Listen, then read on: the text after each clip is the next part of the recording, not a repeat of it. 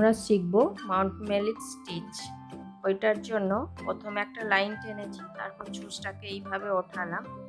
এবারে এইটার থেকে একটু দূরে ছুঁচটা এইভাবে, এখান থেকে এইভাবে স্ট্রেট একদম ছুঁচটাকে এইভাবে ওঠালাম, এইখান থেকে একটু দূরে এইভাবে ওঠানোর পর এবারে সুতোটা নর্মাল এইদিকে রেখে নর্মাল একটা স্টিচ এইভাবে নিচ্ছি।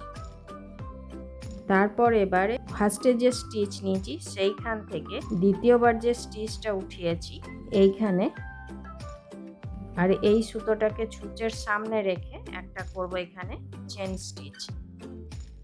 এটা হচ্ছে মাউন্টমেলিক স্টিচ।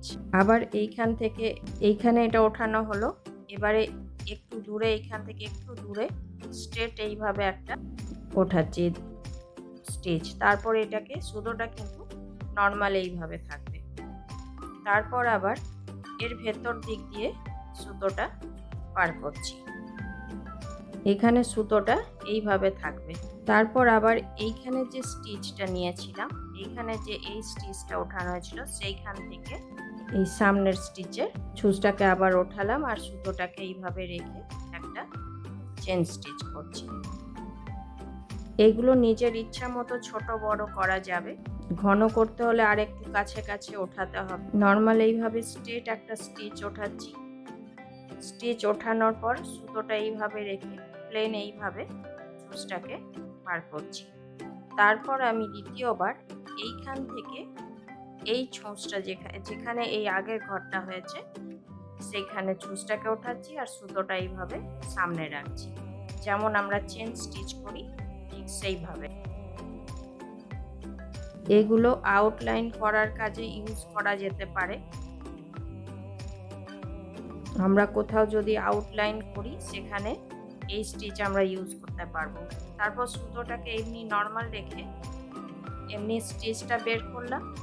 তারপর এইখানে যে স্টিচ, এইখান থেকে যে সুতোটা উঠেছে সেখান থেকে এইখানে একই জায়গায় এইখানে সুতোটা রেখে এইভাবে সামনের দিকে ছুঁচটাকে রাখছি।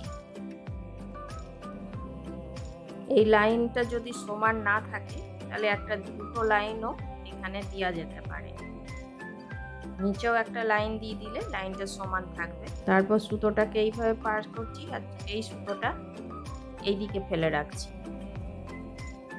দ্বিতীয়বার আমি এইখান থেকে আবার এই একই জায়গায় সামনে একই জায়গায় ছুঁচটা ওঠাচ্ছি আর এটাকে এইভাবে রাখছি।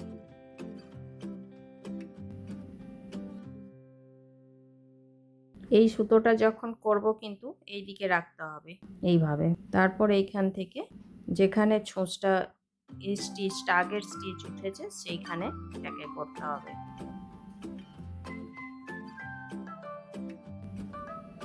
এখন এই সুতোটা এইদিকে এমনি থাকবে, ছুঁচটা আগে থাকবে, ছুঁচের আগে সুতো থাকবে না। তারপর দ্বিতীয়বার যখন করব এইখান থেকে এইখানে ওঠাবো তখন এই সুতোটা থাকবে ছুঁচের সামনে। এইভাবে চেন স্টিচ করছি, এটা এইভাবেই আমি পুরো লাইনটা কমপ্লিট করছি।